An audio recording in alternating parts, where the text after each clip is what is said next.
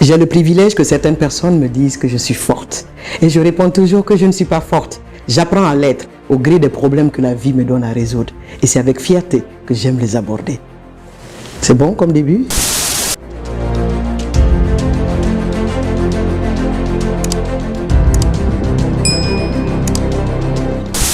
Je ne suis pas forte, je le disais tantôt. J'ai le privilège d'apprendre à me découvrir au gré des problèmes que j'affronte. Et c'est pourquoi je dis à celle qui m'écoute, à celui qui m'écoute en ce moment, que ce que tu traverses en ce moment n'est pas une fin en soi. C'est une nouvelle leçon que tu apprendras et qui te permettra d'avoir confiance en toi. Car la confiance en soi est la chose la plus belle et partagée que l'on puisse avoir.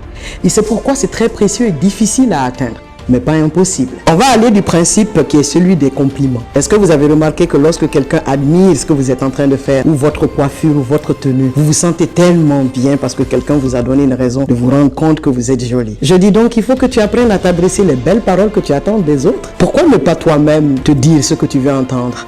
Et tu sais pourquoi il est important que tu t'adresses à toi-même? C'est que lorsque tu apprends à te dire les choses que tu penses et que très souvent les gens te le disent et que parfois même ça t'étonne. On s'étonne parfois même que les autres nous trouvent jolies, nous trouvent intelligentes, alors que l'on peut faire le jeu qui consiste à s'adresser les meilleures paroles. Parce que c'est ce que tu te dis qui devient ta réalité. Ce que tu te dis devient ta réalité. Et lorsque les autres te le disent modestement en privé, tu te rends compte qu'ils ne viennent confirmer que la légitimité que tu as voulu traduire à travers ton attitude. Parce que c'est ton attitude qui impulse chez les autres les vrais compliments. Il y a des personnes qui ont appris qu'il ne faut pas dire à quelqu'un ce que tu ne penses pas. Et c'est légitime. Et parfois, on dit aux autres des choses qu'on pense et que nous remarquons qu'elle ignore d'elle-même. C'est pourquoi je dis souvent que pour arriver à être un homme, une femme extraordinairement ordinaire, c'est apprendre à susciter le débat et l'avis des autres. Lorsque tu deviens le sujet du débat, lorsque tu te mets en position d'être critiquable, lorsque tu te mets en position d'être appréciable, alors tu as gagné ton premier pari vers la confiance en soi permanente. Parce que oui, tant que tu n'accepteras pas cette réalité que tu fais partie des produits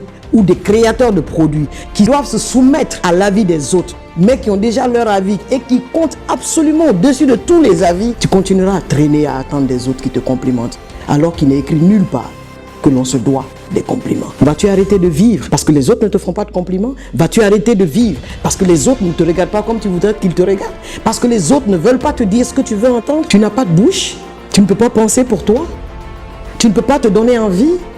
Tu ne peux pas faire ce que tu attends des autres? Pourquoi c'est les autres qui doivent faire ce que tu peux faire? Pourquoi? Pourquoi tu attends des autres qu'ils fassent ce que tu peux faire?